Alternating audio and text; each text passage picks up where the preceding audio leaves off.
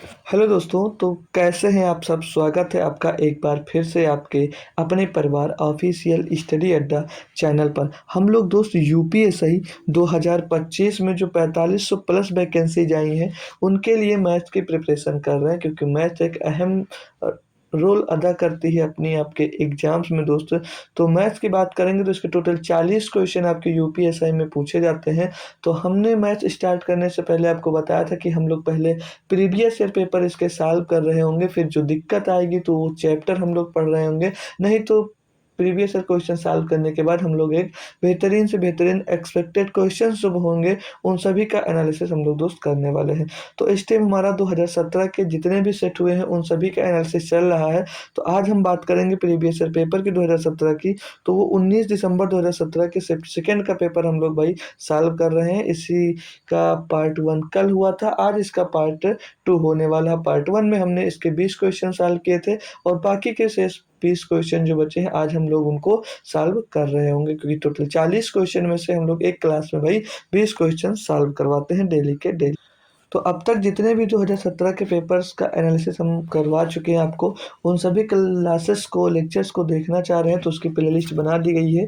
तो जाइएगा प्लेलिस्ट में विजिट करिएगा। जितने भी पेपर अब तक हल हो गए हैं उन सभी पेपर्स का आप लोग बेहतरीन तरीके से एनालिसिस, उन सभी क्वेश्चंस का सोल्यूशन बढ़िया तरीके से देख सकते हैं। और उस प्लेलिस्ट की लिंक भी आपको डिस्क्रिप्शन में दे दी गई है। और उनका पेपर अगर आप लोग चाह रहे हो प्रीवियस ईयर, तो टेलीग्राम की लिंक भी कमेंट बॉक्स में पिन की गई है और डिस्क्रिप्शन में भी दी गई है। तो वहाँ से हमारा टेलीग्राम ग्रुप भी ज्वाइन कर लीजिएगा। वहाँ पर आपको सारे पेपर्स दोस्त मिल जाएंगे, जिसका आप लोग कैसे भी चाहो बढ़िया अपने खुद से या क्लासेस को देखकर उनका सोल्यूशन और एनालिसिस पा सकते हो आप। तो चलते हैं आज के क्लास को स्टार्ट करते हैं बिना देरी के। बचे हुए 20 क्वेश्चन आज हम लोग सॉल्व करने वाले हैं 19 दिसंबर 2017 शिफ्ट सेकंड का। तो जो लोग भी जुड़ गए हैं क्लास को लाइक शेयर कर दीजिएगा। बाकी जो नए बच्चे हो चैनल को सब्सक्राइब जरूर कर लीजिएगा, क्योंकि एक यूपीएससी का एग्जाम से ही नहीं, आगे जितनी भी वैकेंसी आती जाएंगी हर एक किसी न किसी वैकेंसी में दोस्तों के लिए हम लोग मैथ पढ़ते रहेंगे। दोस्तों चलते हैं आज के क्लास का पहला क्वेश्चन देखते हैं। ये 21 नंबर एक प्यारा सा क्वेश्चन है जो कि आपको होमवर्क के लिए भी दिया गया था।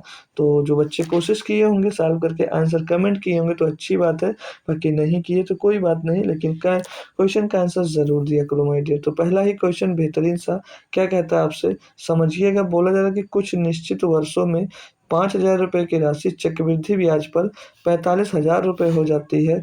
उसकी आधी अवधि में 5,000 रुपये कितने हो जाएंगे? यानी कि जितनी अवधि में वो 45,000 रुपये हुई है उसी के आधी अवधि में भैया वो 5,000 रुपये का कितना हो जाएगा, ये क्वेश्चन में पूछा गया है। तो यहाँ पर मैं बात करूँ अगर प्रिंसिपल की मूलधन की, तो मूलधन तो आपके पास भाई 5,000 रुपये है। जो मूलधन दिया गया वो कितना दिया गया, 5,000 दिया गया है। और जो अमाउंट बढ़कर हो जा रहा है, अमाउंट कितना हो जा रहा है भाई, 45,000 रुपये हो जा रहा है। अमाउंट जो हो रहा है वो कितना भैया, 45,000 रुपये हो जा रहा है। तो जो कितना फैक्टर बढ़ गया, नहीं कितने गुना बढ़ गया है। तो अमाउंट को हम लोग प्रिंसिपल से अगर डिवाइड कर देते हैं, अमाउंट को हम लोग अगर प्रिंसिपल से डिवाइड कर देते हैं भाई माय डियर फ्रेंड्स लोग, तो 5 5 9 45, 9 गुना बढ़ गया। कितना हो गया भाई, 9 गुना हो गया है। तो अगर आधी अवधि का हमें निकालना है, तो अगर पूरी अवधि में, पूरी समय के लिए, पूरी अवधि या पूरे समय के लिए हम लोग बात करें, तो पूरे समय में अगर 2n वर्ष है, पूरा समय जो है मान लीजिए कि 2n वर्ष है, 2n वर्ष है, तो जो आधा समय होगा, जैसे ये जो पूरा जो समय है वो 2n वर्ष हमने मान लिया, तो आधा, आधी अवधि होगी या आधी समय मतलब आधा समय कितना हो जाएगा, तो आधा समय 2n का आधा समय n वर्ष हो जाएगा। कितना हो जाएगा, n वर्ष हो जाएगा, नहीं हो जाएगा? कोई दिक्कत कोई समस्या तो। अब चक्रवृद्धि ब्याज पर जो राशि का संबंध है कितना गुना हुआ फैक्टर से के रूप में होता है, तो आपने फार्मूला पढ़ा होगा, सिंपल सा formula, basic formula, a is equal to p 1 + r/100 की पावर t या n, यही तो पढ़े भाई फार्मूला। समय t होता है जी सर, यही फार्मूला पढ़े हैं।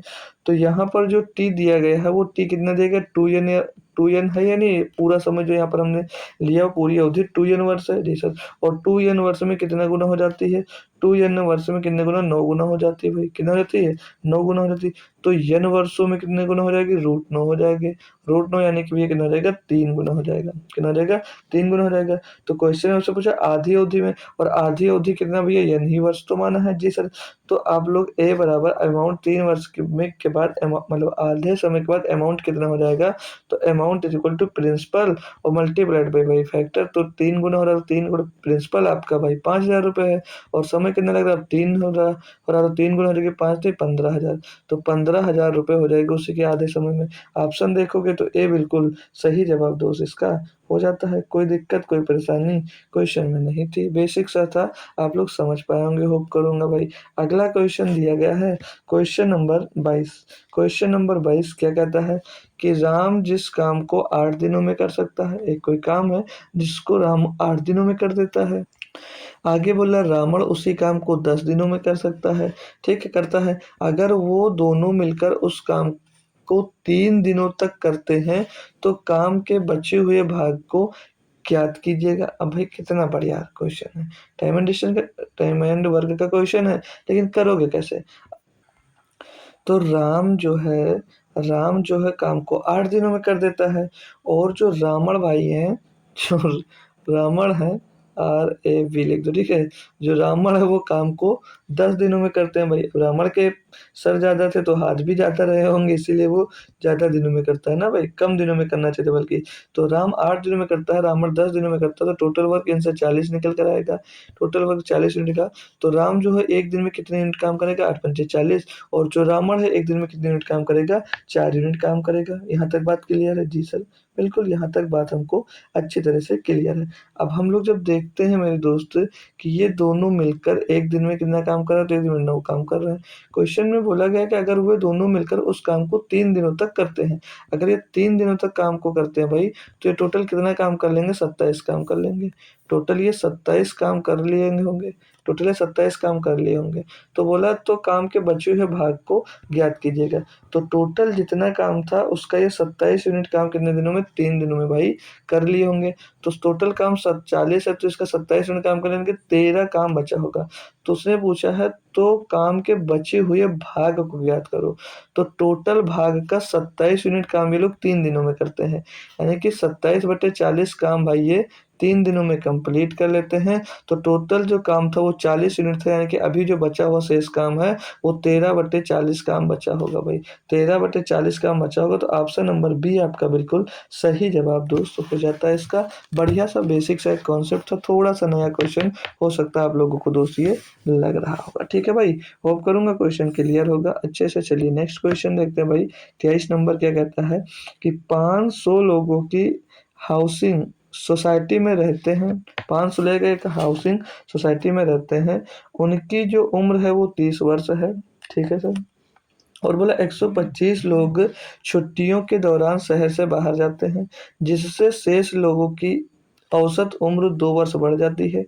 छुट्टियों में बाहर गए लोगों की औसत उम्र क्या है, बहुत ही सिंपल है, बढ़िया से कर सकते हो कैसे।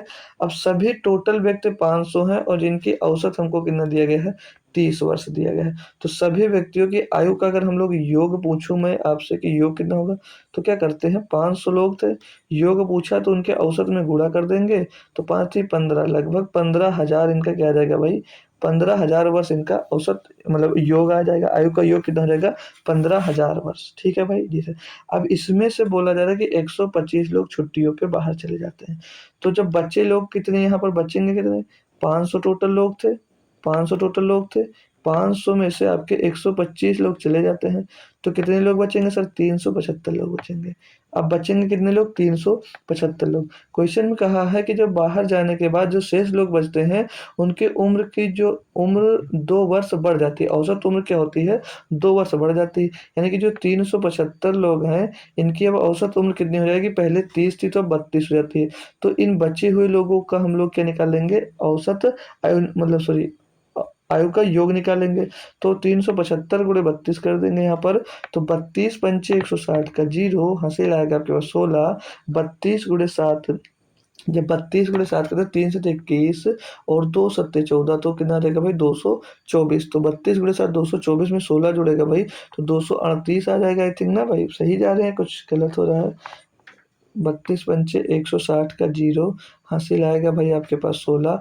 32 सत्ते 224, 224 16, 240, 240 का जीरो, हासिल आएगा 24। 32 ते 96, 96 24 120 आ जाएगा। तो 12,000 इनका आयु का, 12,000 वर्ष इनके आयु का योग आ जाएगा जो बचे हुए लोग हैं। तो क्वेश्चन में ये पूछा है छुट्टियों में बाहर गए लोगों की औसत उम्र क्या थी भाई। तो इतने लोग टोटल पहले थे, औसत आयु आयु का जो योग था 500 लोगों का 15,000 था। अब बचे हुए लोगों का जो आयु का योग है वो 12,000 है। तो इनमें से हम अगर डिफरेंस ले लेते हैं इन दोनों का तो कितना आ रहा है, 3,000 का डिफरेंस आ रहा है। अब ये 3,000 आ रहा है, ये 3,000 जो आयु का योग है ये कितने लोगों का है। तो सर ये जो छुट्टियों पर व्यक्ति गए हैं उनका है। तो उनसे अगर उनकी संख्या से इसको हम लोग डिवाइड कर देते हैं तो उनका औसत नहीं मिल जाएगा। बिल्कुल सर मिल जाएगा। तो सॉल्व कर लो अब इसको काटा पीटी करके। 25 से काटेंगे 5 बार जाएगा, 25 से काटेंगे 1, 25 से करें 25, 5 बचेगा 50, 25 दूना 50, पीछे जीरो आएगा। फिर से 5 से काट देंगे भाई, 5 से काटेंगे इसको तो 5 दूनी 10, 5 24, 24 वर्ष उन सबकी औसत आयु आ जाएगी जो छुट्टियों पर बाहर गए हैं। ऑप्शन नंबर बी आपका यहाँ पर बिल्कुल सही और सटीक जवाब हो जाता है। एक बहुत प्यारा और बढ़िया क्वेश्चन आप लोगों को कम से कम स्टेप में दोस्त समझा दिया गया। आप लोग खुद से एक बार क्लियर करेंगे सर क्वेश्चन क्लियर है भाई। ठीक है, अच्छा लग रहा है, समझ में आ रहा तो जरूर बताते चलिएगा। एक और अगला क्वेश्चन दिया गया है 24 नंबर, प्यारा सा। क्या कहता है मेरे दोस्त, बोला जा रहा है कि 4 लोगों सचिन, सौरभ, युवराज और धोनी एक काम को करने के लिए सचिन सौरभ से 3 गुना अधिक समय लेता है। उसी काम को पूरा करने के लिए सौरभ युवराज से 3 गुना 3 गुना समय लेता है। ये वन यहाँ पर फालतू का आ गया है, इसको हटा दीजिएगा। वन का यहाँ पर कोई यूज नहीं है। ठीक है भाई, ठीक है ना डियर। ठीक है, 3 गुना अधिक समय लेता है और युवराज धोनी से 3 गुना समय लेता है। 4 लोगों में से 3 लोगों का समूह उस काम को 13 दिनों में पूरा कर सकता है, जबकि 3 लोगों का दूसरा समूह उसी काम को 31 दिनों में पूरा कर सकता है। वह कौन सा समूह है जो काम को पूरा करने में 13 दिन लेता है भाई। चलो इसको अब हम लोग सॉल्व करते हैं। बहुत बढ़िया क्वेश्चन है, कह सकते हो आप लोग ये भी। तो यहाँ पर 4 लोग कौन कौन सी बात, किसकी किसकी बात की गई है। सचिन जी की बात की जा रही है और सचिन के बाद सौरभ की बात कर रहा है। तो सौरभ सचिन, फिर सौरभ, सौरभ को एस ए लिख लो सौरभ, और युवराज को वाई लिख लो और धोनी को भाई डी लिख देते हैं। अब क्वेश्चंस के अकॉर्डिंग समझते चलना है। अगर एक काम को करने के लिए जो सचिन है वो सौरभ से 3 गुना अधिक समय लेता है। जो सचिन है वो सौरभ से कितने 3 गुना अधिक समय लेता है। उसी काम को पूरा करने के लिए सौरभ युवराज से 3 गुना समय लेता है। सौरभ जो है वो युवराज से 3 गुना समय लेता है और युवराज जो है वो धोनी से 3 गुना समय लेता है। तो यहाँ से उल्टा क्वेश्चन हम लोग सॉल्व करते हैं। अगर धोनी एक काम को करने में एक समय लेता है, एक दिन का समय लेता है, तो युवराज जो है वो धोनी से 3 गुना समय लेता है। यही तो बोला गया है ना। देखो यहाँ से समझते हैं। अगर मतलब सौरभ जो है युवराज से 3 गुना समय लेता है और युवराज जो है वो धोनी से 3 गुना समय लेता है। अगर धोनी एक काम को करने में एक दिन का समय लेता है तो युवराज जो इससे 3 गुना अधिक समय, यानी कि ये तीन समय लेता होगा। और जो सौरभ है वो युवराज से 3 गुना समय लेता है, यानी कि वो 3 दिन का समय लेता है, ये 9 दिन का। और जो सचिन है वो सौरभ से 3 गुना अधिक समय लेता है, यानी कि ये 27 दिन का समय ले रहा होगा। यहाँ से इनकी हमको क्या पता चल गई भाई, यहाँ से हमको ये पता चल गया कितने दिनों में ये कार्य को पूरा करते हैं, कार्य को पूरा करते हैं। अब हमको क्या निकालना भाई, समय निकालना है कि टोटल कितना समय लगेगा। तो जो इनका समय होगा वो क्या होगा भैया, समय जो होता है वो डायरेक्टली प्रोपोर्शनल होता है, इनवर्सली प्रोपोर्शनल होता है 1/, एफिशिएंसी की। ये इनकी क्षमता निकल कर आ गई। किसी काम को धोनी एक दिन में कर रहा है, युवराज 2-3 दिन में, सौरभ 9 दिन में और जो सचिन है वो 27 दिन में दे। तो ये इनकी क्षमता दी गई। तो यहाँ से हम लोग समय निकालेंगे तो समय क्या होता है, इनके इनवर्सली प्रोपोर्शनल होता है। एक मतलब time is equal to time inversely proportional जो होता है किसके होगा, 1/एफिशिएंसी के होगा। ठीक है भाई जी सर। तो यहाँ से हम लोग निकाल लेते हैं। तो जो इनका समय होगा वो क्या हो जाएगा भाई, जो समय होगा 1/27, इसके लिए समय होगा 1/9 और इसके लिए समय होगा 1/3 और इसके लिए एक ही हो जाएगा, 1/1 का मतलब नहीं होगा। ठीक है, ये सारे के सारे नंबर्स आप लोग रेशियो में ले लीजिएगा। ठीक है भाई। अब ये ऐसे तो अच्छा नहीं लग रहा होगा, ऐसे नहीं अच्छा लग रहा तो क्या करें सर, इनका एलसीएम ले लो। तो इन सभी का एलसीएम हो जाएगा आपका 27। तो इन सभी का एलसीएम जब 27 हो जाएगा यहाँ पर, जब इन सभी का एलसीएम आइडिया 27 हो जाता है तो यहाँ पर 27 यानी यहाँ पर 27 एलसीएम होगा तो 27 है ही, तो यहाँ पर एक ही रहेगा। यहाँ पर 27 बनाने के लिए 3 का गुणा होगा तो 3 यहाँ पर आ जाएगा। यहाँ पर 27 बनाने के लिए 9 का गुणा होगा तो 9 यहाँ पर आ जाएगा। यहाँ पर 27 बनाने के लिए यहाँ पर 27 का गुणा होगा। तो इनकी जो समय का रेशियो आ जाएगा वो समय का रेशियो क्या आ जाएगा, 1, 3, 9 और 27, ये इनके समय का रेशियो आ गया। अब आपसे क्वेश्चन में पूछा गया है मेरे दोस्त, क्वेश्चन में कहा गया है कि 4 लोगों में 3 लोगों का जो समूह उस काम को 13 दिनों में पूरा कर सकता है। तो हम 3 लोगों का समूह जब उठाते हैं, देखते हैं ये 3 लोगों का समूह रहा, 9, 3, 12 और 1, 13। 13 भैया 13 समय में कितना काम बोला जा रहा है कि 13 समय में, जो 13 समय कार्यदर, इनकी कार्य जो क्षमता आएगी वो क्या आएगी भैया, कार्यदर एफिशिएंसी 13 काम की आएगी। कितनी आएगी, 13 काम की आएगी। और दूसरा जो समूह है, जो दूसरा समूह ये इनका रहा, कलर चेंज कर देते हैं, ये दूसरा समूह रहा, तो 27 और 9 36 और 3 39 आ जाएगा। ये दूसरा जो समूह है ये इनका 39 आ जाएगा भाई। यानी कि ये 13 समय ले रहा है और ये 39 समय ले रहेगा होगा किसी काम को करने में। तो क्वेश्चन में आपसे ये पूछा जा रहा था कि 13 दिनों में पूरा कर सकता है, तो वह कौन सा समूह है जो काम को पूरा करने में 13 दिन लेता है भाई। तो यहाँ पर हमने पहले ही बताया, जो दिया जो टाइम है वो इन्वर्सली प्रोपोर्शनल होता है 1 बाई एफिशिएंसी के भाई। तो ये इन तीनों की एफिशिएंसी आ गई पहले ग्रुप के, और ये दूसरे ग्रुप की एफिशिएंसी आ गई भाई यहाँ पर।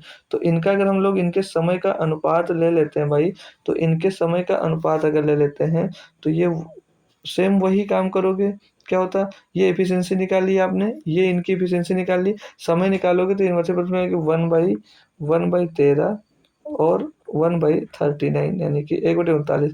तो इनका जब रेशियो लेंगे तो 39 रेशियो 13 आपका क्या आ जाएगा भाई, ये आ जाएगा समय का अनुपात आ जाएगा। तो अगर सौरभ, युवराज और धोनी है भाई, ये किसी काम को करने में कितना समय, नहीं नहीं सही जा रहे हो, सही जा रहे हो, बिल्कुल सही जा रहे हो।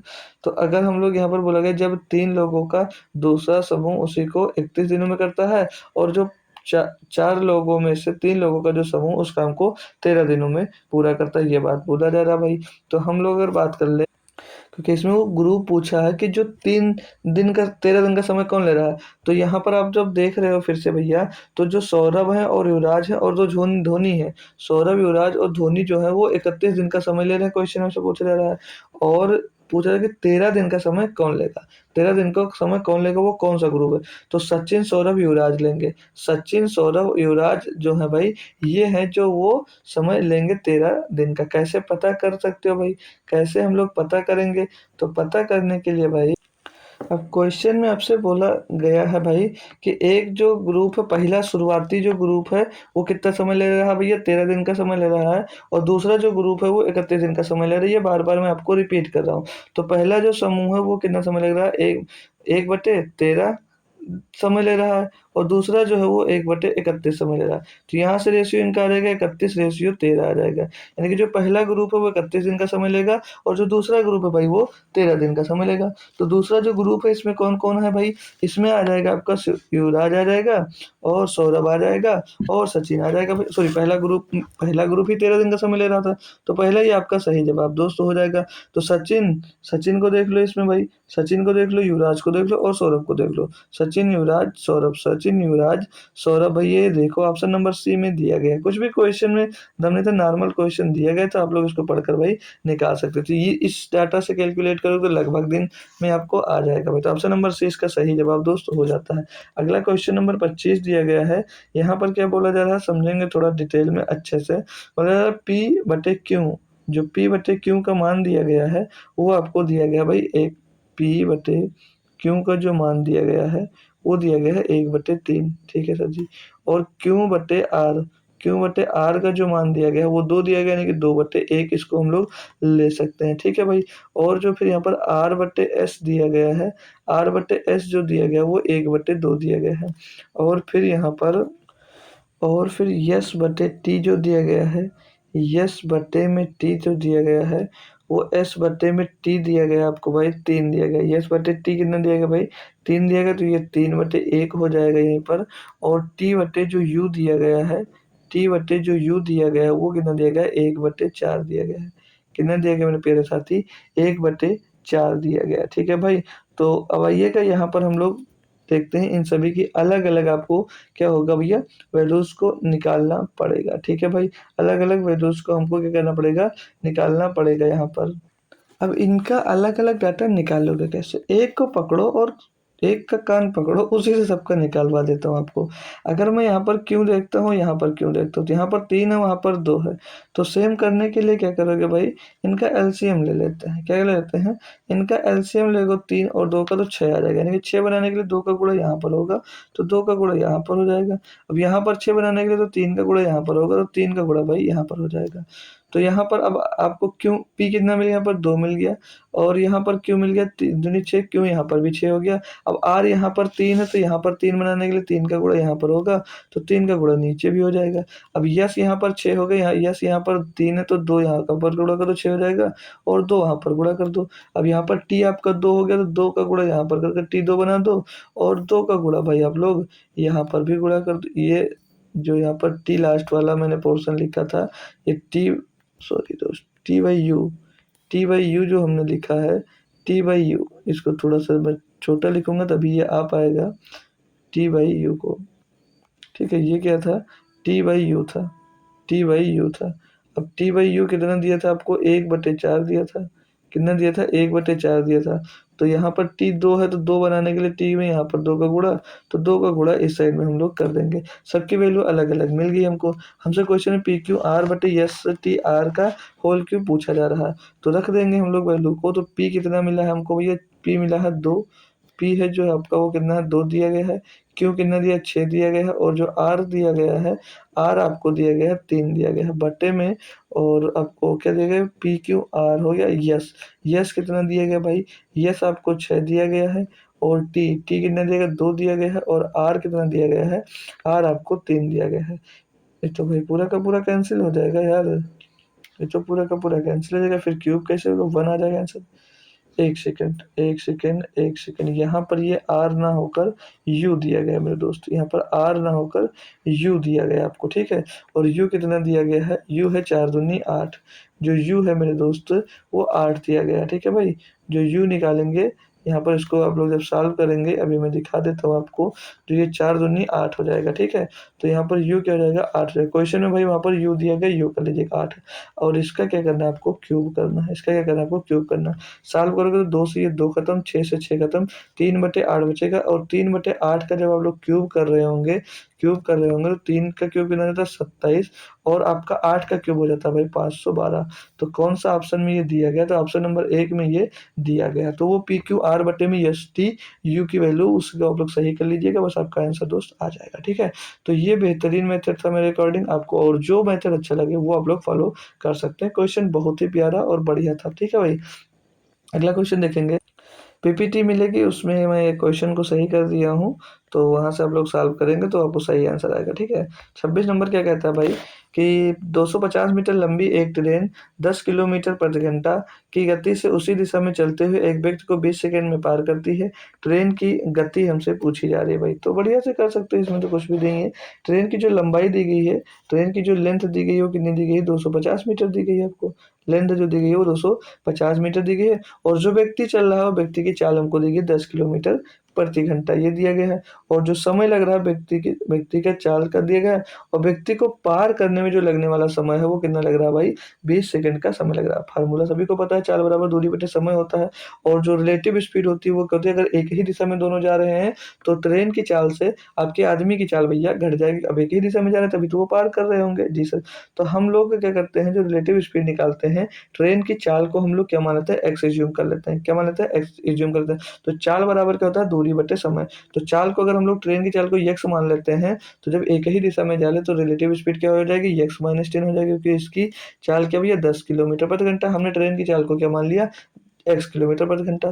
तो ये इनकी रिलेटिव स्पीड है। चाल बराबर क्या होता है भाई, दूरी बटे समय। चाल बराबर क्या होता है, दूरी बटे समय। अब दूरी कितनी होगी, दूरी से भैया दूरी 250 मीटर, जो लेंथ दी गई कितनी 250 मीटर, यही इसकी क्या रहेगी, डिस्टेंस, सॉरी दोस्त, लेंथ हो जाएगी। और बट्टे में क्या करना, समय कितना लग रहा है, 20 सेकंड का समय लग रहा है अभी ये समय। अब ये जो था डिस्टेंस, ये जो माना आपने किलोमीटर प्रति घंटे में, माना आंसर भी सारे किलोमीटर प्रति घंटा में है, तो किलोमीटर प्रति घंटे में इसको हम क्यों ना चेंज कर लेते हैं। तो किलोमीटर प्रति घंटे में चेंज करने के लिए क्या करोगे, 18/5 से इसमें गुणा करवा दीजिएगा बस, ठीक है भाई।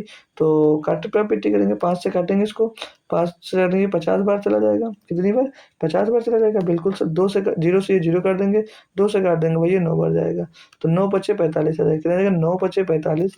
तो x बराबर क्या रहेगा, ये माइनस x माइनस 10 बराबर में 45 आ गया भाई। तो x बराबर क्या रहेगा भाई, 45, 10 उधर जाकर जुड़ जाएगा, तो 45 और 10 55 आ जाएगा। तो ये x बराबर कितना आ जाएगा, 55 किलोमीटर प्रति घंटा। 55 किलोमीटर प्रति घंटा ट्रेन की गति आ गई, और ट्रेन की चाल को मैंने x किलोमीटर प्रति घंटा माना था, और वही हमारे पास आंसर निकल कर आ गया। तो ऑप्शन नंबर ए आप लोग लगा दीजिएगा। पूरा कैलकुलेशन वगैरह करने की कोई ज़रूरत ही नहीं थी, बस याद रखना था कि यहाँ पर चेंज आपको करना था किलोमीटर प्रति घंटा में। होप करूँगा बढ़िया से क्वेश्चन आपके क्लियर होगा, कोई दिक्कत कोई परेशानी नहीं आई होगी। जो डिस्टेंस होती है, जो लेंथ होती है, ट्रेन की जो लेंथ होती है, वही आपकी डिस्टेंस हो जाती है। ऐसा कई बार मैं कई क्वेश्चन में आपको पिछले करवा चुका हूँ, ठीक है। 27 नंबर क्वेश्चन पढ़ेंगे और देखेंगे क्या दिया गया है कि बेला ने 1450 रुपये मूल्य की एक पेंटिंग 10% लाभ पर टेढ़ी को बेच दी। अरे वाह बढ़िया है, टेढ़ी नाम भी अच्छा है। टेढ़ी ने 10% नुकसान पर उसे बेनी को बेच दिया। अगर बेनी उसी मूल्य पर वह पेंटिंग बेला से खरीदता जिस मूल्य पर उसने टेढ़ी से खरीदी, तो बेला का लाभ या हानि प्रतिशत कितना होता है, ये पूछा। तो सिंपल सा शुरुआत से ही करते चलो। शुरुआत में उस $450 की जो थी वो पेंटिंग थी, 10% लाभ पर बेचा, यानी कि 110% में बेचा होगा। कितने में, 110% में। तो 0 0 0 0 खत्म, गुणा करेंगे, 11 बच्चे 55, 55 का 5 हंसी लाएगा, 11 पच्चे 55, 55 का 5 हंसी लाएगा आपके पास भाई 5, 11 चौक 44 और 5 कितना देगा 49 का 9 हंसी लाएगा 4, 49 का 9 हंसी लाएगा 4, 11 का 9 11 और 4 15, यानी कि वो 1595 की बेची होगी। अब टेढ़ी ने उसे 10% नुकसान पर बेनी को बेच दिया। 10% नुकसान पर बेचने का मतलब क्या होता है भैया, 90% में ही तो बेचा होगा। कितने में, 90% में बेचा होगा, बिल्कुल सर जी। इसे भी काटा बेटी, 0 से 0 खत्म, 9 से गुणा कर दो, 9 पचे 45, 45 का 5 आ जाएगा, हंसी लाएगा सर जी 4, 9 9 81, 4 85, 85 का 5 सर, 9 बचे 45 का 5 सिला 4, 9 81, 4 85 का 5 सिला जाएगा आपके पास 8, 9 बचे 45, 45 और 8 कितना हो जाएगा, 45 और 8 हो जाता है आपका भाई 53 का 3 सिलेगा 5, 5 का नाम 5 सॉरी 9 का नाम 9 और 5 14, 14,355। तो नीचे 10 था, नीचे 10 था, यानी कि पॉइंट एक अंक बाद लग जाएगा। तो 1435 रुपये 50 पैसा में भैया कितने, टेढ़ी ने बेनी को बेच दिया। अब क्वेश्चन बनता यहाँ से है कि अगर बेनी उसी मूल्य पर वह पेंटिंग बेला से खरीदता जिस मूल्य पर उसने टेढ़ी से खरीदी है, मतलब जितने रुपए में ये टेढ़ी से खरीदा, ये टेढ़ी से खरीदने का मूल्य है, ये टेढ़ी टेढ़ी से 1435 रुपये 50 पैसे में खरीदा। अब बोला वो इतने रुपए में ही डायरेक्ट अगर बेला से खरीदता, इतने रुपए में ही खरीदता, तो खरीदता जिस मूल्य पर उसने टेढ़ी से खरीदी, तो बेला का लाभ या हानि प्रतिशत कितना है भाई। तो वो यहाँ पर आप लोग जब देख रहे हैं तो खरीदा कितने का, 1435 रुपये 50 पैसे का। लेकिन जो बेला है वो बेला बेच कितने की रही है, बेला तो 1450 रुपये के बेच रही है। तो यहाँ पर अगर वो 1435 में खरीद रहा है और अगर 1450 रुपये में खरीदता, तो ऑब्वियस सी बात है लॉस ही होता। क्योंकि भाई आप लोग जितने कम में खरीदोगे उतना ही आपके लिए फ़ायदा है, कि ज़्यादा में खरीदने पर कोई फ़ायदा है, कोई समझ नहीं सर। कम में खरीदने में फ़ायदा है, जितने कम में खरीदोगे उतना ज़्यादा आपको वहाँ पर दोस्त फ़ायदा हो रहा होता है। तो हम लोग जब देखते हैं यहाँ पर फ़ायदा कितने का हो रहा है, तो 1450 हानि हो रही है। 1450 रुपये के वो खरीदने की बात कर रहा, खरीदा उसने 1435 रुपये का है। तो पूछा अगर इतने में खरीदता तो कितने रुपए की हानि या लाभ होता। तो घटाकर चेक कर ले, तो पीछे 5 बचेगा, 9 में 5 जाएगा, 4 बच जाएगा भाई पॉइंट लगाने के बाद। और यहाँ पर 3 13, जो 3 बचेगा, 3 में 3 गया, 0 आ जाएगा भाई, और कुछ नहीं, एक पर घटाओ पीछे, ये हो गया 10, 10 में 5 गया, बचा 5, यहाँ पर बचा 4 हो जाएगा 14, 14 में 5 जाएगा, 9 बचेगा। देखो भाई मिस्टेक कर रहा था अभी, ठीक है, ये पॉइंट लगा दो। यहाँ पे 4 बचा, 4 में नहीं सही तो है यार, यहाँ पर बचा 10, यहाँ से 10 हो गया था, 10 से उधार दिया था उधर, यहाँ पर 9 बचा, 9 में 5 गया तो 4 बच गया, फिर यहाँ पर उधार दिया 4, 4 में से 3 जाएगा, 1 बच जाएगा, 14.5। अब ये जो आएगी इतने रुपए की हानि होगी, इतने रुपए की हानि होगी। ठीक है, हानि होगी ना, इतने कम में वो खरीदेगा तो इतने की हानि तो ही हो रही होगी उसको। जी सर जी, बिल्कुल बिल्कुल सही बात, इतने रुपए की हानि हो रही है। तो हानि परसेंट निकाला कैसे आता है भाई, हानि परसेंट पूछा। तो क्रय मूल्य माइनस विक्रय मूल्य बट्टे में क्रय मूल्य करते हैं। तो क्रय मूल्य माइनस विक्रय मूल्य हमने कर दिया भाई, तो कितना आ रहा है 14.5 आ रहा भैया, 14.5 आ रहा है। ये आपका हानि कितने, इतने की हानि हो रही है। क्रय मूल्य कितना था भाई इसके लिए, 1450 रुपये तो है, इतने में खरीदने की बात कर रहा था वो। जी सर, गुणे में क्या कर दो, 100 कर दो भाई। जब सॉल्व करते हैं अपन लोग भाई तो पॉइंट हटाएंगे, नीचे जीरो बढ़ जाएगा। तो 145 से 145 कटेगा तो 100 बढ़ जाएगा, और 100 से ये वाला 100 कैंसिल हो जाएगा, यानी कि 1% की आपको क्या हो जाएगा, लॉस हो जाएगी, 1% की आपको हानि हो जाएगी। एक बार सभी बच्चे बता देंगे, क्वेश्चन बढ़िया से क्लियर है भाई। ठीक है, अच्छा लगा, समझ में आ गया तो अच्छी बात है। अगला तो 28 नंबर क्वेश्चन समझो, क्या दिया गया आपको। इसमें बोला जा रहा है कि 500 को दो भागों में इस प्रकार विभाजित किया जाता है कि एक भाग को एक तिहाई, दूसरे से 72 कम है, दोनों संख्याओं को ज्ञात कीजिएगा। 500 को दो भागों में विभाजित किया जाता है। तो अगर मैं मान लो एक भाग को, पहला जो भाग होगा उसको x मान लिया, और दूसरा जो भाग होगा वो दूसरा भाग 500 माइनस एक्स हो जाएगा। इसको 500 को दो भागों में हमने बांट दिया, एक को x मान लिया और दूसरे भाग को 500 माइनस एक्स में बांट दिया। अभी क्वेश्चन में कहा गया है कि जो पहला भाग है उसका एक भाग का जो एक तिहाई है, यानी कि पहला x है, इसका जो एक तिहाई भाग है, इसका जो एक तिहाई भाग है, ये दूसरे भाग से 72 कम है। दूसरे भाग से 72 कम, यानी कि दूसरा भाग कितना दिया गया, 500 माइनस एक्स। दूसरा भाग 500 माइनस एक्स दिया गया है, 500 माइनस एक्स दिया गया है। इससे कितना कम है, 72 कम है। इससे जो कितना कम है वो 72 कम, ये क्वेश्चन में हमसे बोला गया है। तो यहाँ से x बराबर क्या हो जाएगा, 3 जाकर इधर ये मल्टीप्लाई हो जाएगा, और अंदर देखेंगे, जब हम लोग अंदर देखते हैं मेरे दोस्त, तो ये ब्रेकेट हटकर माइनस हो जाएगा, तो माइनस 500 में से घटकर कितना बचेगा, 428 बच जाएगा ये। और माइनस का ये 3 अंदर x में भी गुणा हो जाएगा तो 3x हो जाएगा। अब x बराबर इसको सॉल्व करेंगे तो 4 3 12 28 84, 1284 ये मिल जाएगा इनको गुणा करने पर, और माइनस का 3x हो जाएगा। अब माइनस का 3x इस साइड में आएगा तो ये 4x हो जाएगा। 4x इज इक्वल टू 1284 आ जाएगा। तो x का मान निकालोगे जब आप लोग भाई, तो 4 3 12, 4 दूनी 8, 4 एक नम 4। x की वैल्यू, यानी कि एक संख्या मिल गई आपको 321। और जब एक संख्या मिल ही गई 321, तो ऑप्शन एक ही में 321 दिया गया था, दूसरे में हालांकि दिया ही नहीं गया है। बाकी नहीं दिया गया तब भी हम लोग आपको निकाल कर दिखा देंगे कि आप लोग संतुष्ट हैं। तो दूसरी संख्या आपकी थी कितनी भैया, 500।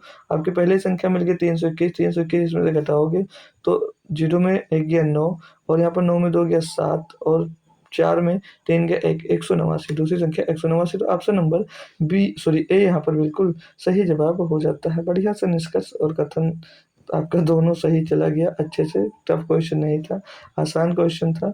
सभी प्यारे दोस्तों को समझ में भी आ गया होगा अच्छे से, होप कर सकता हूँ। आप लोग ही बताइएगा समझ में आया या नहीं आया, कोई दिक्कत कोई परेशानी है तो पूछ सकते हो। ठीक है, अगला क्वेश्चन देखिएगा। ये रहा आपके सामने 29 नंबर क्वेश्चन। ये रहा आपके सामने 29 नंबर क्वेश्चन। बोला जा रहा है कि फरवरी 2006 के अंतिम बुधवार को क्या तिथि थी। फरवरी 2006 के अंतिम तिथि क्या थी, ये हमसे क्वेश्चन में पूछा गया है। कोई बच्चा है जो इसका कोई मतलब इसका आंसर सबसे पहले मुझको कमेंट बॉक्स में दे सकता है, कोई है। चलिए इसको आपको होमवर्क में ही देता हूँ। ये क्वेश्चन आपको होमवर्क के लिए ही मिलता है, आसान सा क्वेश्चन है। आशा करता हूँ कि सभी बच्चे आंसर ज़रूर दे पाएंगे।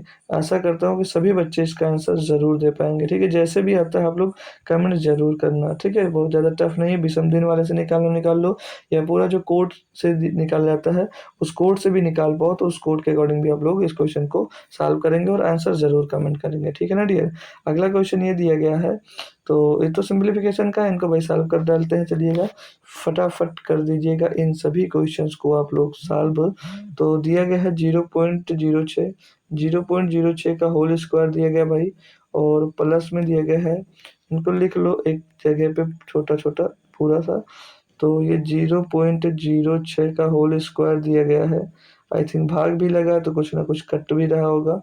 और 0.12 का होल स्क्वायर प्लस का 0.18 का होल स्क्वायर, और प्लस का 0.24 का होल स्क्वायर, और प्लस का 0.30 का होल स्क्वायर, और डिवाइड लगा पूरे का, क्या दिया गया नीचे, डिवाइड में 0.02 का होल स्क्वायर, और प्लस का 0.0 4 का होल स्क्वायर दिया गया, ये 2 नहीं लिखा है, ये होल स्क्वायर ही आपको भाई वहाँ पर दिया गया है। अब इनको क्या करना है, आपको सॉल्व करना है, इनको आपको क्या करना भैया, सॉल्व करना। तो आइएगा देखते हैं कैसे कटे पिटेगा।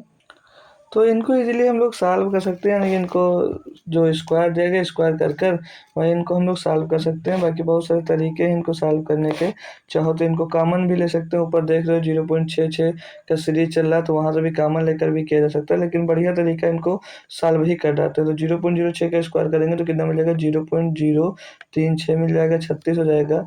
प्लस क्या करना है, 12 का स्क्वायर करो 144 होगा, तो 4 अंक बाद दशमलव लगेगा, तो 0.0144 हो जाएगा। प्लस में 18 का क्यूब करेंगे, स्क्वायर करेंगे तो 0.0324 आ जाएगा। सेम काम 24 का करेंगे तो 0.575 आ जाएगा। और 30 का स्क्वायर करेंगे तो 0.900 आ जाएगा, 0.0900 आएगा, फिर 4 अंक बाद दशमलव हो जाएगा, 2 अंक बाद दशमलव यहाँ पर पहले से दोस्तों था, ठीक है भाई। और नीचे भी देखेंगे अगर इसको सॉल्व करेंगे तो 2 का स्क्वायर 0.0004 आ जाएगा, प्लस का 16 होगा तो 0.0016 आ जाएगा। अब ऊपर का ऊपर जोड़ लो, नीचे का नीचे जोड़कर डिवाइड कर दीजिएगा, ठीक है ना डियर। तो क्या कहेगा ये, 0 6 6 4 10 10 4 14 14 6 20 20 का जीरो से लाएगा 2 2 2 7 2 9 9 2 11 11 4 15 15 और 3 15 में 3 जुड़ेगा 18 18 का 8 हासिल आएगा 1 9 1 10 10 5 15 15 और 3 18 और 1 19 19 का 19 पूरे का पूरा आ जाएगा 1980। तो ये पॉइंट कहाँ पर लग जाएगा, 0.1, क्योंकि 4 अंक में सारे पॉइंट है। नीचे जोड़ेंगे तो 6 और 4 10 का जीरो से लगेगा 1 1 1 2 आएगा, और दशमलव जो है भाई वो 4 अंक बाद यहाँ पर भी लग जाएगा। सॉल्व करोगे तो 4 अंक बाद दशमलव यहाँ था, 4 अंक बाद दशमलव यहाँ से हट जाएगा, तो क्या रहेगा 1980। 1980 बटे में आपका 20 आ जाएगा, जीरो से जीरो खलास हो जाएगा, 2 से काटेंगे 2 नाम 18, 2 नाम 18, 99 इसका बिल्कुल सही और सटीक जवाब हो जाता है।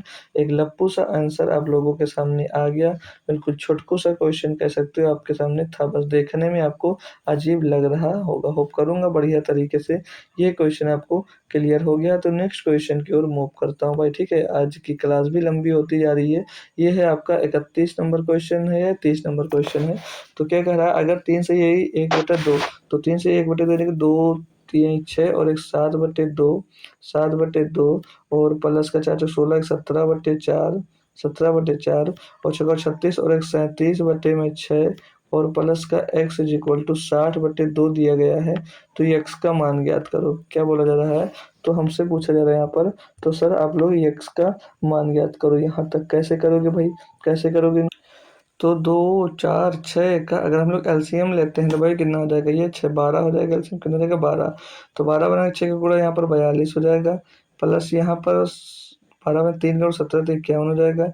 यहाँ पर 2 का गुणा 37 गुना कितना हो जाएगा, 74 हो जाएगा, 74 हो जाएगा, 37 गुना 74 बन जा भाई, 74 हो जाएगा। और ये एक्स को ये 12 बनाने के लिए पूरा 12 का गुणा करो, तो यहाँ पर 12 एक्स हो जाएगा, और बराबर में क्या दिया गया 60/2 दिया गया है। सॉल्व करोगे जब इसको तो 4 1 5 और 2 7, 7 और 5 12 और 4 16, 167 प्लस का 12 एक्स हो जाएगा, और 12 जाके उधर ही गुणा हो जाएगा, तो 12 छंग 72, 720 नहीं, 2 से काटे ही दो इसको ना यार, 2 से काट देंगे 30 बार चला जाएगा, तो 12 से 36 कितना आ जाएगा 360 यहाँ पर भाई मिल जाएगा।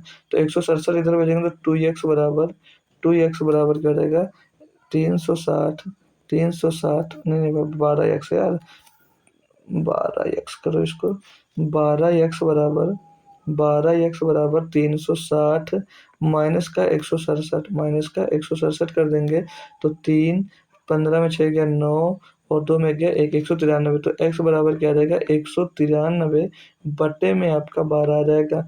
कौन सा ऑप्शन मैच कर रहा है, दे दो आंसर वही, ऑप्शन नंबर सी बिल्कुल बढ़िया तरीके से मैच हो रहा है। तो यही सर जी आंसर हो जाएगा, बिल्कुल बेटा यही आपका बिल्कुल सटीक और सही जवाब दोस्त हो जाता। बढ़िया सा क्वेश्चन था, नॉर्मली आसान सा क्वेश्चन। एक और प्यारा सा क्वेश्चन क्या दिया गया समझेंगे, बोल रहे आयत पी क्यू आर एस, ये कि ये आयत दिया गया है जो क्या है भैया पी क्यू आर एस दिया गया, ठीक है। ये पी क्यू आर एस दिया गया, आपको दिख रहा होगा आयत, जी सर बिल्कुल है, जिसका क्षेत्रफल हमको दिया गया 36 वर्ग सेंटीमीटर, यानी 36 सेंटीमीटर स्क्वायर इसका क्या देगा भैया आपको क्षेत्रफल दिया गया है, क्वेश्चन में बोला जा रहा है, ठीक है भाई, अच्छी बात है।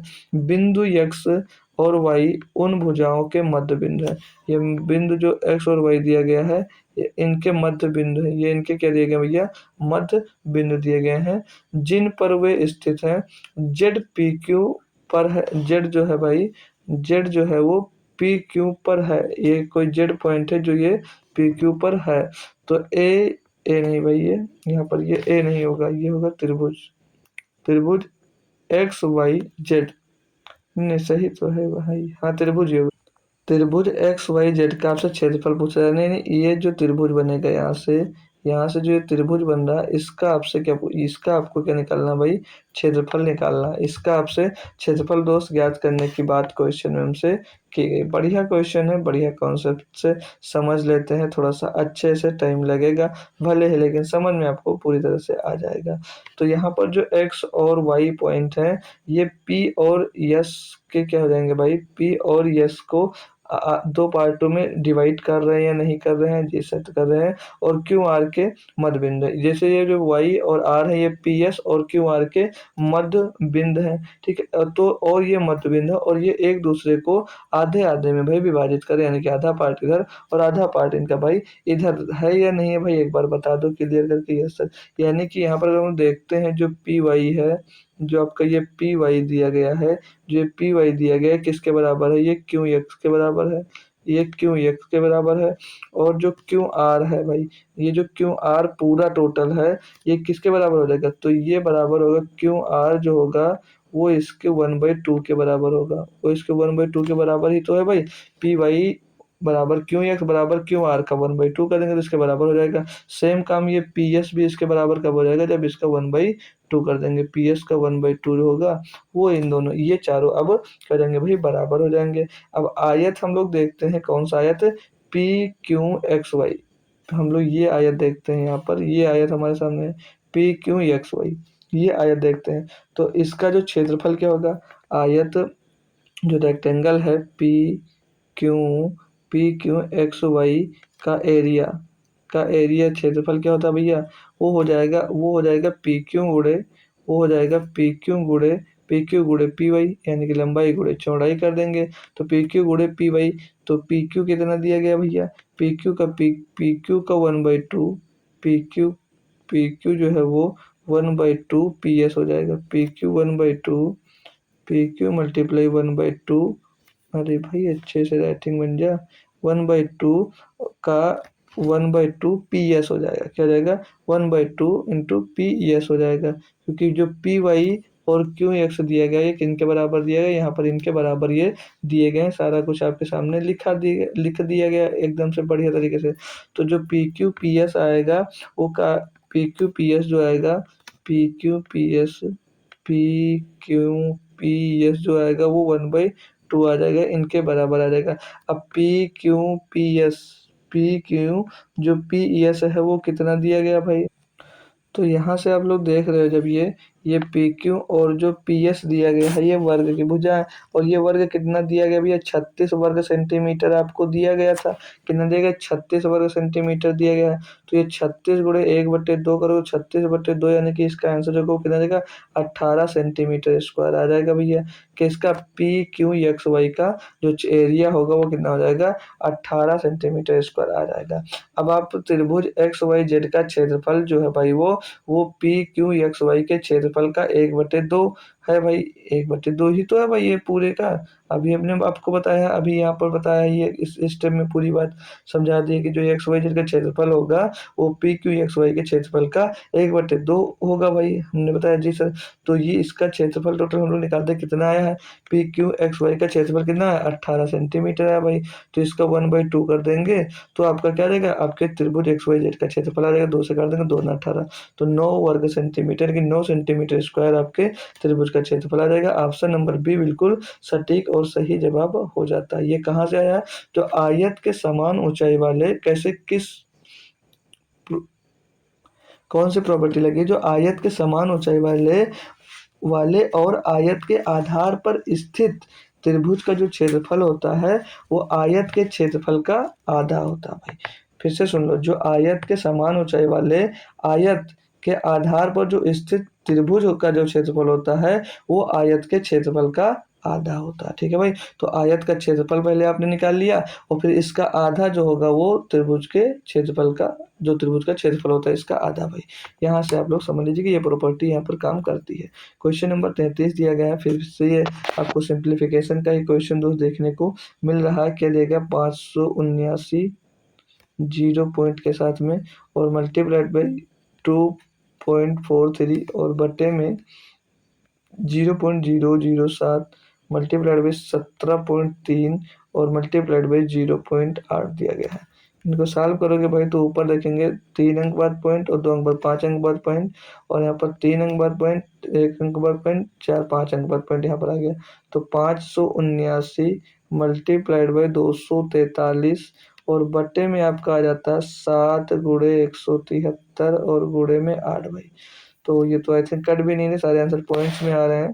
तो 7 से इसको काटेंगे, 7 8 56 फाइनल नहीं कर रहा, ये भी 7 3 21 ये भी नहीं कर रहा फाइनल। 173 से इसको देखते हैं, 17 3 51, 17 4 68, 17 3 51, 3 7 21, 3 3 9 ये भी नहीं होगा, 519 ही आ रहा है। 8 से काटते हैं, 8 से 56, 8 दूनी 16, 8 से थोड़ा इजी पड़ेगा, काट लो इसको 8 से।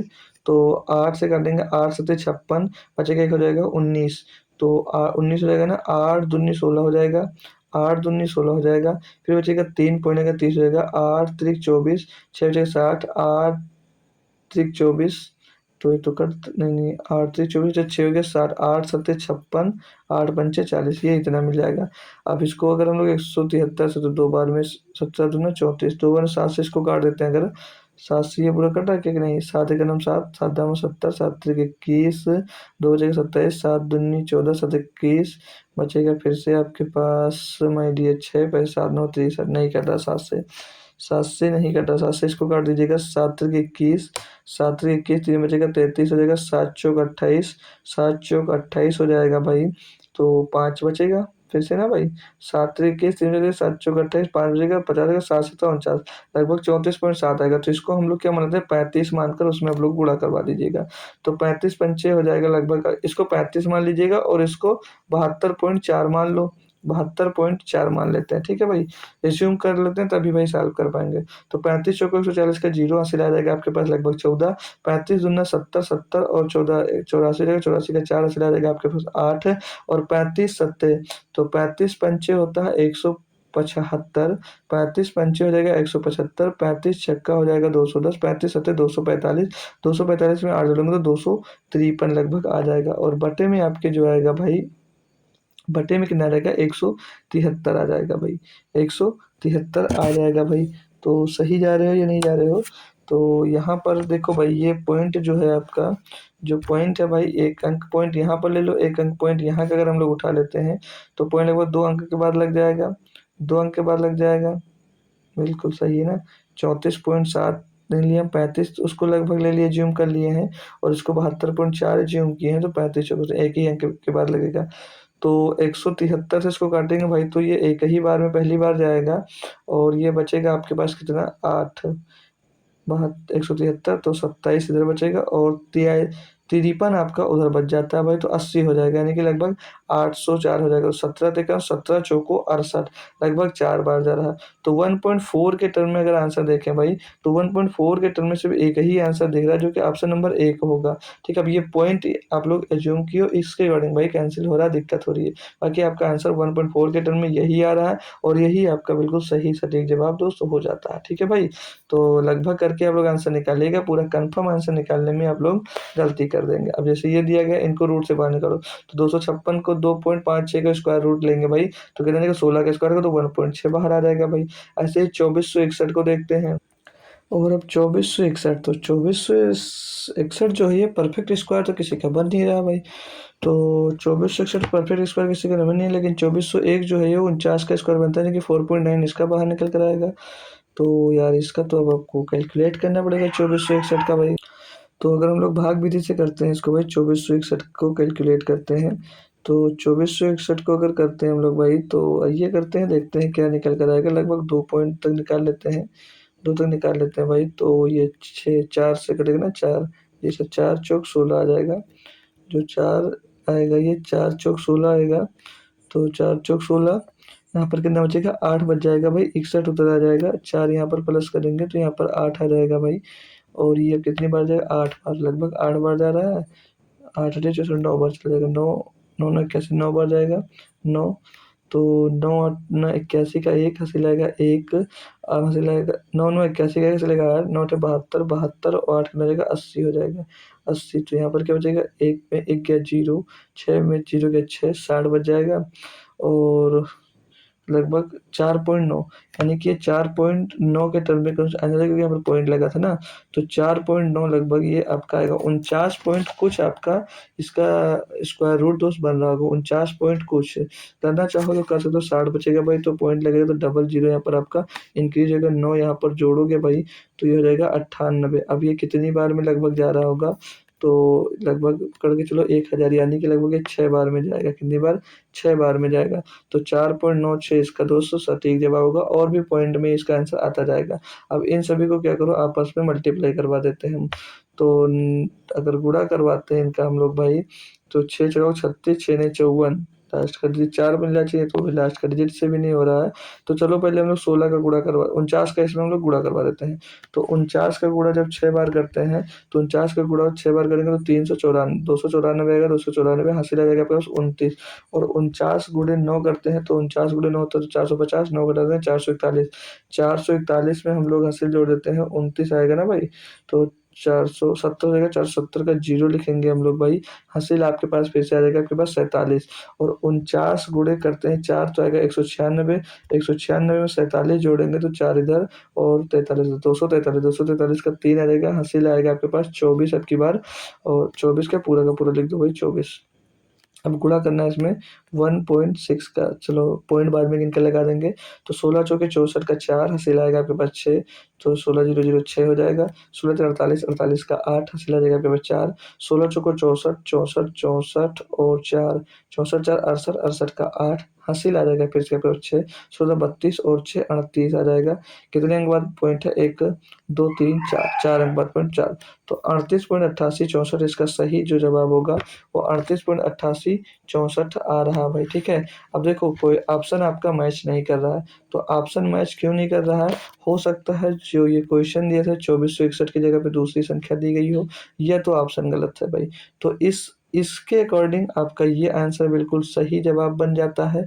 और अगर यहाँ पर कोई दूसरी संख्या दी गई होती तो उसके अकॉर्डिंग आपका ऑप्शन हो सकता है दोस्त मैच उसमें कर रहा है क्वेश्चन में, ठीक है। लेकिन इसके अकॉर्डिंग जो है वो आपका 38.8864 ही आपका बिल्कुल सही जवाब दोस्त होने वाला है, ठीक है भाई। तो कैसे भी करेंगे आप लोग खुद से करके ट्राई जरूर कर लेंगे एक बार। बाकी जो क्वेश्चन कहीं पे मिलता है तो आप लोग सेटिस्फाई कर लीजिएगा कि यही ऑप्शन सही है या कुछ और भी वहाँ पर दोस्त दिया गया था, ठीक है। तो और भी थोड़ी स्पीड बढ़ा के कर चलते हैं। 35 नंबर क्वेश्चन क्या कहता है कि एक डिब्बे में 100 पेज है। एक कोई डिब्बा है जिसमें 100 पेज है, जिनमें से 10 जो है भाई 10 पेज जो है वो दोषपूर्ण है। इनमें से 3 पेज जो है, इनमें से 3 पेज यादृच्छा उठा लिए जाते हैं। तीनों पेजों के दोषरहित होने की क्या प्रायिकता है, ये क्वेश्चन में हमसे पूछा जा रहा है भाई। देखो टोटल 100 पेज हैं, जो टोटल पेज है आपके कितने हैं सर, 100 पेज हैं, जिसमें से 10 आपके जब पेज जो 10 पेज है वो क्या हो जाते हैं, वो दोषपूर्ण हो जाते हैं। यानी कि जो अच्छे पेज रहे होंगे वो कितने पेज बचे होंगे, पेज मतलब पेज का यार। तो अच्छे पेजों की संख्या जो होगी वो 100 ही 90 ही तो बची होगी। कितनी बची होगी, 90 ही तो बची होगी। क्लियर करते चलो सब अच्छी अच्छी बात, जिससे 90 बची होगी। तो 90 में से 3 पेज अब आपको चुनने याद अच्छा उठा लिए जाते हैं। तीनों पेजों के दोष रहित होने की क्या प्रायिकता है, ये हमसे क्वेश्चन में भाई पूछा जा रहा है। तो देखो जो टोटल पेज दिए गए हैं, जो टोटल पेज है यानी कि कुल पेज है, टीपी लिख दो। टोटल जो पेज दिए गए हैं वो कितने दिए गए हैं भाई, 100 दिए गए हैं। और टोटल 100 पेज दिए गए हैं। और डिफेक्टिव जो पीस है, डिफेक्टिव पेज जो है वो कितने हैं भाई, दोषपूर्ण जो है वो कितने भैया 10 दिए गए हैं, ठीक है भाई। फार्मूला वही यूज हो गई एनसीआर वाला। तो अगर हम लोग देखें 3 पेज का चयन करने के लिए परिणामों की जो कुल संख्या होगी वो कितनी हो जाएगी, एनसीआर है कि 100C3, ये कंडीशन बनेगी आपको 3 पेज चुने, क्योंकि 100 में से आपको 3 चुनने। अब इसमें क्वेश्चन में दिया गया है कि जो गैर दोषपूर्ण पेज की संख्या कितनी हो जाएगी, तो 100 तो आपके टोटल हैं, जिसमें से 10 आपके भाई दोषपूर्ण के 90 पेज ऐसे हैं जो एकदम आपके क्या बढ़िया सही वाले पेज हैं। तो 3 जो है वो गैर दोषपूर्ण पेज चुनने की क्या प्रायिकता हो जाएगी, तो वो हो जाएगी 90 CR। क्या हो जाएगी भैया? 90C3 हो जाएगी। ये प्रयास होगी एकदम कि आपकी मतलब जो आपका पेच है वो गलत नहीं चुना जाएगा। तो गैर दोषपूर्ण पेच होने की संभावना क्या बनेगी, यानी प्रायिकता क्या बनेगी? तो वो बन जाएगी 90 CR, 90C3 अपान में 100C3। ये प्रायिकता दोष बन जाएगी, ये प्रायिकता बनेगी। अब इनको करना पड़ेगा आपको भाई कैलकुलेट। इससे बचने का कोई तरीका भाई हमारे पास नहीं हो सकता। ठीक है भाई, तो इसको हम लोग जब सॉल्व करते हैं तो 90C3 यानी कि इसको लिख सकते हैं 90 फैक्टोरियल, 90 फैक्टोरियल बटे में 3 फैक्टोरियल। और फार्मूला आपको मैंने बता रखा कि जो एनसीआर का फार्मूला होता है एन फैक्टोरियल अपान में आर फैक्टोरियल, ब्रैकेट में एन माइनस आर फैक्टोरियल। तो एन कितना भाई आपका 90, 90 माइनस 3 करेंगे कितना आ जाएगा? 87 फैक्टोरियल आ जाएगा। गुणे में ये 3 फैक्टोरियल और मल्टीप्लाइड बाई ये क्या आ जाएगा? 87 फैक्टोरियल आ जाएगा। और बट्टे में आपका 100 फैक्टोरियल होगा, और बट्टे में इसके भी 3 है तो 3 फैक्टोरियल के साथ साथ में 3 इसमें से कट जाएगा तो 97 फैक्टोरियल आ जाएगा। अब इसको डिटेल में थोड़ा सा सॉल्व करते हैं अगर हम, तो इसको लिख सकते हैं। देखो यहाँ पर थोड़ा सा जगह का अभाव है तो यहाँ पर ही मैं इसको लिखूंगा। तो यहाँ पर क्या रहेगा? ये 90, 90 गुणे में भाई 89, 89 गुणे में 88, 88 गुणे में भाई 87। यहाँ पर भी जगह कम पड़ रही है, थोड़ा सा और पतला करते हैं इनको, थोड़ा सा और इनको पतला करते हैं यहाँ पर, यहाँ पर। ठीक है भाई, क्योंकि एक ही में आएगा तभी आपको समझ में आएगा, नहीं तभी सोचोगे कहाँ से आ गया। तो 90 फैक्टोरियल को हम लोग ले सकते हैं 90 गुणे में 89। आपको बता रखा है जब भी फैक्टोरियल लगा तो उनको शुरुआत से लेकर लास्ट तक जा सकते हो आप लोग, एक तक जाओगे। ठीक है, तो इसको इतना हम लोग लिख सकते हैं कि 90 गुणे 89 गुणे 88 गुणे 87 फैक्टोरियल। और बट्टे में जो दिया गया आपको 3 फैक्टोरियल को लिख सकते हैं 3 गुणे 2 गुणे 1 लिख सकते हैं जी सर। और गुणे में 87 फैक्टोरियल को जैसे हम लोग 87 फैक्टोरियल ही लिखा रहने देंगे, क्योंकि 87 फैक्टोरियल से अभी 87 फैक्टोरियल हम लोग काट देंगे। सेम काम करना है अब आपको कहाँ पर? 100 के लिए। तो 100 फैक्टोरियल को हम लोग क्या लिख लेंगे? 100 फैक्टोरियल को 100 गुणे में 99 गुणे में 98 और गुणे में भाई 97 फैक्टोरियल लिख देंगे, क्योंकि 97 से हम लोगों को 97 फैक्टोरियल को भी हम लोग यहाँ पर क्या कर सकते हैं? काट सकते हैं।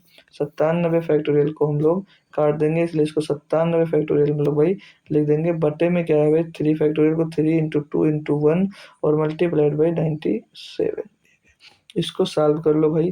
तो यहाँ से 97 फैक्टोरियल से आपका 97 फैक्टोरियल खत्म, यहाँ 87 फैक्टोरियल से 87 फैक्टोरियल खत्म हो जाएगा। और 3 दूनी 6 से भैया इसको काटेंगे तो ये 15 आ जाएगा। और यहाँ पर 3 दूनी 6 से कोई कट रहा है भैया? तो 3 से कट रहा है, इसको 3 से काटोगे 33 बार कट जाएगा।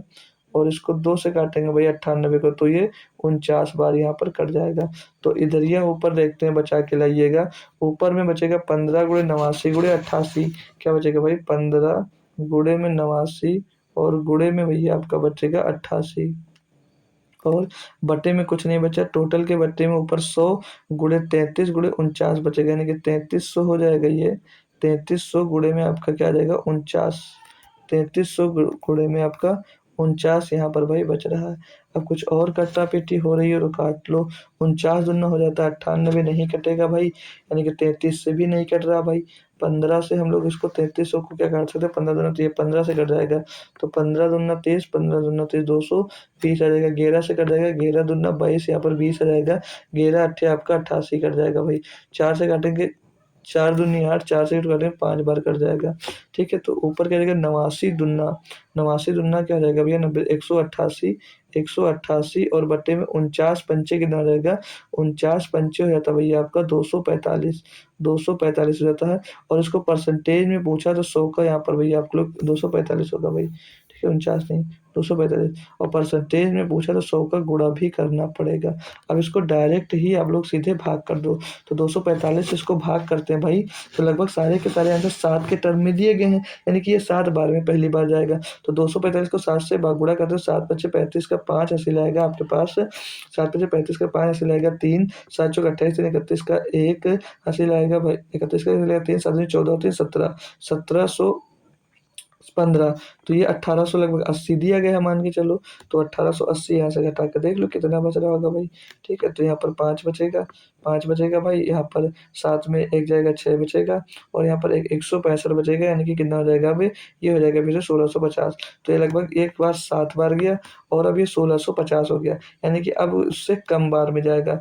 तो 245 यानी कि 250 लेके चलते हैं, तो 250 पंचे 250 पंचे करेंगे, 250 पंचे 12.5 लगभग आएगा, यानी कि लगभग 6 बार में जा रहा होगा। सही जा रहे हैं ना भाई कि कुछ गलत किए यार?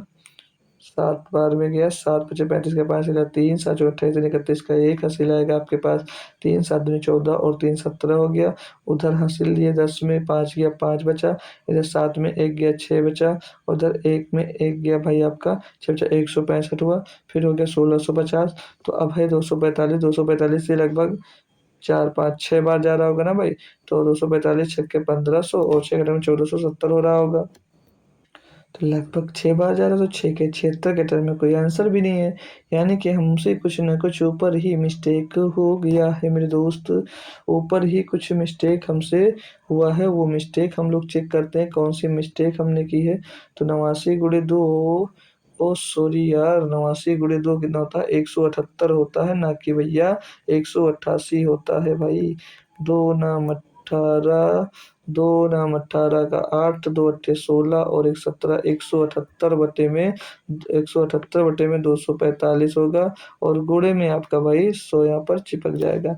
अब ये 7 बार में अभी कितना आया था भैया? 7 बार में आपका जब हमने 245 को 7 से गुणा किया था तो 1715 आया था।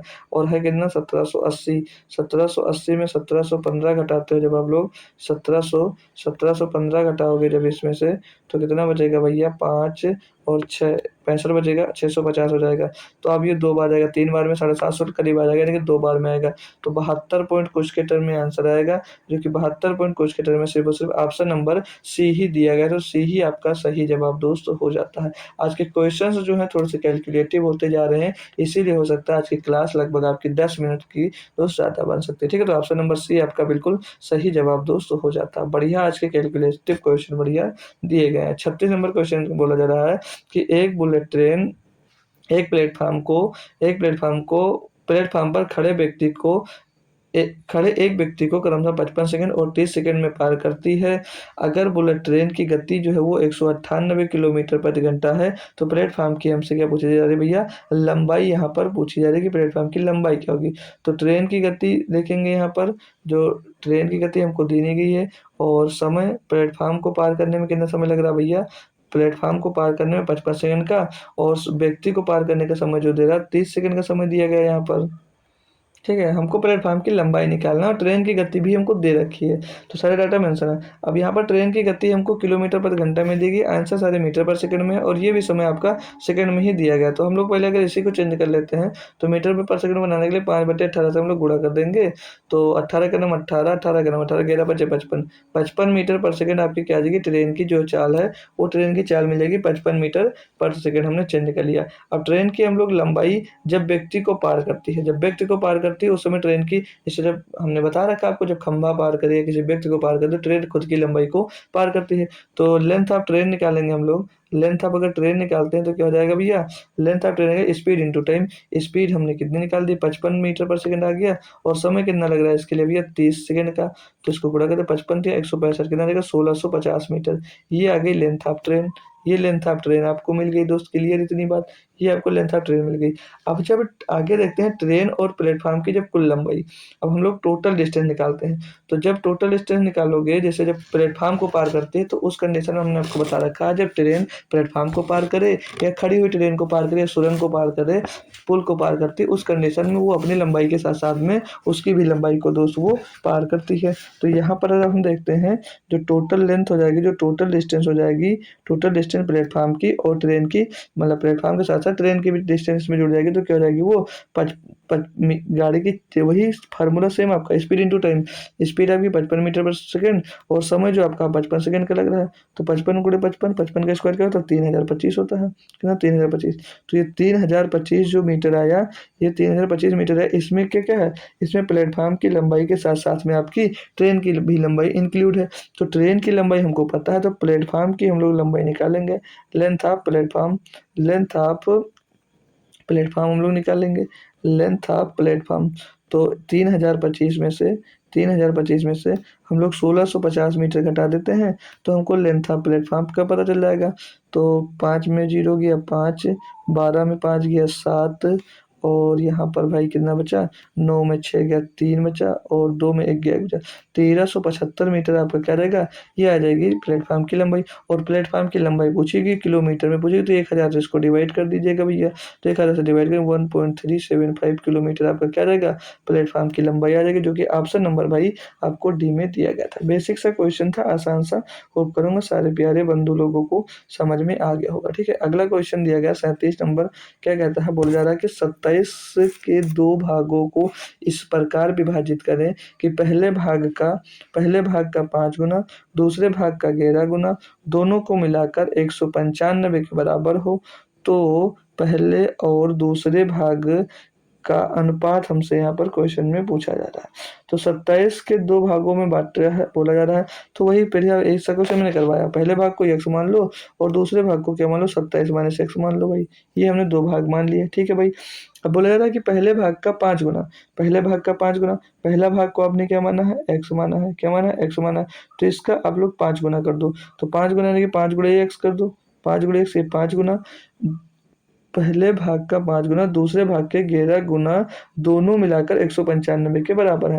ये दूसरे भाग का 11 गुना, यानी कि इसमें जोड़ देंगे इसका 11 गुना दूसरे भाग का, तो 27 माइनस एक्स का 11 गुना किसके बराबर भैया, 195 के। ये क्वेश्चन में हमसे बोल रखा है, ये क्वेश्चन हमसे बोल रखा है।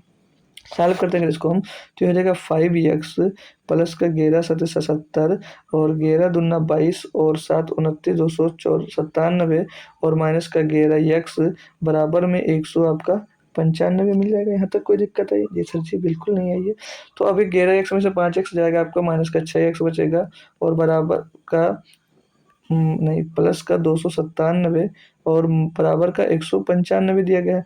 अब 6x को उस साइड में भेज दो, 195 को इस साइड में ले आओ, तो 6x उस साइड में जाएगा, 6x प्लस का हो जाएगा और 297 की तरफ भैया 195 आएगा, तो वो माइनस का हो जाएगा। ठीक है भाई, घटाते हैं तो हम 6x बराबर क्या मिल जाता है हमको यहाँ पर, 102 मिल जाएगा। इसको घटाने पर क्या मिल जाएगा, 102 मिल जाएगा। तो x की वैल्यू अगर हम लोग निकालते हैं तो 6 से इसको डिवाइड करें, 6 का नाम 6, 6 7 42, x की वैल्यू क्या मिल गई आपको, 17 मिल गई। क्वेश्चन हमसे पूछा गया है, तो पहले और दूसरे भाग का अनुपात ज्ञात कीजिए। तो पहले भाग को आपने क्या मान रखा था भैया, x मान रखा था, दूसरे भाग को 27 माइनस x मान रखा था। तो पहला भाग 17 और दूसरा भाग 27 माइनस x, यानी 27 माइनस 17 कितना रहेगा, 10 आ जाएगा। तो 17:10 इसका बिल्कुल सही जवाब होगा, जो कि ऑप्शन नंबर बी में हमको दिया गया है, जो कि ऑप्शन नंबर हमको बी में दिया गया है। तो बी ऑप्शन इसका बिल्कुल सही और सटीक जवाब बनता है। एक बार सभी बच्चे थम्स अप करके बता देते हैं कि सर क्वेश्चन क्लियर है। एक बार सभी बच्चे थम्स अप करके बता देंगे कि क्वेश्चन सर क्लियर है। ठीक है, तो अच्छी बात है, क्लियर है। क्वेश्चन नंबर 38 दिया गया है कि टीना ने 30,000 रुपए का एक मोबाइल खरीदा। अगर वह 20% नुकसान पर उसे तान्या को बेचती है तो तान्या के लिए उसका लागत मूल्य क्या होगा। भाई इससे आसान तो कुछ नहीं होगा। अगर 30,000 रुपए का उसने भैया एक सामान खरीदा और 20% के नुकसान पे बेचा, यानी कि 80% में उसको भैया बेच दिया। कितने में भाई, 80% में बेच दिया होगा भाई। तो बस कर लो, उसका 80% निकाल लो भाई, 80% निकाल लो। 8 से 24 भैया 24,000 में बेच दिया।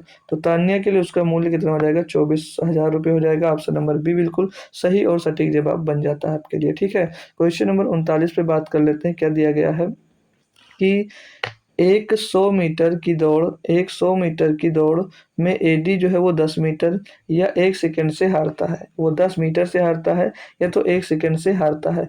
उसी ट्रैक पर दूसरी दौड़ में ए बी से एक छोर से समान गति से दौड़ना आरंभ करते हैं, जबकि डी विपरीत छोर से दौड़ना आरंभ करता है। ठीक है भाई, दौड़ना आरंभ करता है। डी जो है वो बी से मिलने तक ए ने डी से के बी से मिलने तक ए ने कितने मीटर की दूरी तय कर ली होगी यदि डी की गति बी की गति से 10/9 मीटर पर सेकेंड जो है भाई वो अधिक है। तो ये क्वेश्चन भाई सॉल्व कराने में लगभग टाइम आपका 5 मिनट का लगेगा और क्लास भी लंबी हो गई है। तो ये क्वेश्चन आपको भी होमवर्क में मिलता है और अगर दिक्कत होती है तो बताइएगा, मैं ज़रूर सॉल्व करवा दूंगा भाई। और सॉल्व करवा के क्या एक क्वेश्चन इसका अलग से ही मैं बनाकर इसे डालता रहता हूँ, उसी तरह उसको मैं डाल दूंगा, आप लोग देख लेना। ये दिया है, एक टी शर्ट 750 रुपये बेचकर राठी 25% का मुनाफा कमाता है। अगर बिक्री मूल्य 4% कम हो जाता है तो मुनाफा कितने प्रतिशत रह जाएगा, ये हमसे क्वेश्चन में पूछा जा रहा है भाई। तो 750 में बेचता है, अगर 25% का मुनाफा कमाता है, अगर बिक्री मूल्य में 4% कम हो जाता है तो मुनाफा कितने प्रतिशत रह जाएगा भाई, 25, यानी कि ये जो 750 दिया गया 125% का आपको मान दिया गया, 750 दिया गया तो 100% का मान निकालोगे तो 25 पंचे 125, 25 से काटेंगे 25 दिया 125 से 75, 30 हो गया, 5 छक्के 30, 1% का मान 6 आ जाएगा, 100% का 600 रुपये। देखिए 600 रुपये इसका क्या आ जाएगा भैया, आपको कॉस्ट प्राइस आ जाएगा। अब 25% का मुनाफा कमाता है, अगर बिक्री मूल्य जो है 4% कम कर दिया जाए, पूछा जा रहा है तो 4% कम कर दोगे, यानी 750 रुपये में बेच रहे थे, 4% कम कर दोगे, आप कितने में बेचोगे भाई, 96% में ही तो बेचोगे। तो 96/100 करोगे तो 25 से इसको काटेंगे, 25 से 75, 30 बन जाएगा, 25 चौको 100, 4 से इसको काट देंगे भाई, 4 दूनी 8, 4 चौक 16, 24 बटे 3 72, 720 में आप लोग बेच रहे हो। तो 600 का सामान 720 में बेच रहे हो तो कितने का प्रॉफिट मिल रहा है, 120 का प्रॉफिट मिल रहा है। कितने में मिल रहा है, 600 पे मिल रहा है, गुणे में क्या कर दोगे भाई, 100 कर दोगे, डबल से डबल जो खत्म, 6 दूनी 12, कितना जाएगा 20%। तो पूछ रहा है मुनाफा कितने परसेंट रह जाएगा, यानी कि मुनाफा आपको 20% दोस्त यहाँ पर रह जाने वाला। बस अभी तक कितना मिला था आपको, 25% मिल रहा था, अब आपको मुनाफा कितना मिल रहा है, 20% मिल रहा। तो इस क्वेश्चन का अगर आंसर आप लोग दे पाइएगा तो होमवर्क में दीजिएगा, और अगर नहीं दे पा रहे तो कोई दिक्कत परेशानी नहीं है, कल या परसों में आपको इस क्वेश्चन को मैं सॉल्व करवा कर, हो सकता है कल ही सॉल्व करवा कर मैं इसको टेलीग्राम पे आपको शेयर कर दूंगा, ठीक है भाई। तो आज की क्लास कैसी लगी आप लोग जरूर बताइएगा, और मिलते हैं। आज की क्लास थोड़ी सी लंबी हो गई दोस्त, क्योंकि कुछ क्वेश्चन इसमें से तो काफी बढ़िया और कैलकुलेटिव थे, ठीक है भाई। तो मिलते हैं कल शाम को 8 PM पे, आना मत भूलिएगा। कल इसी की दोस्त थर्ड शिफ्ट हम लोग करने वाले हैं, 19 दिसंबर 2017 की थर्ड शिफ्ट, तो उसको भी बेहतरीन तरीके से एनालिसिस आपको करवाएंगे। तो मिलते हैं कल शाम को एक बार फिर से 8 बजे, तब तक थैंक यू सो मच दोस्तों। जय हिंद, जय भारत।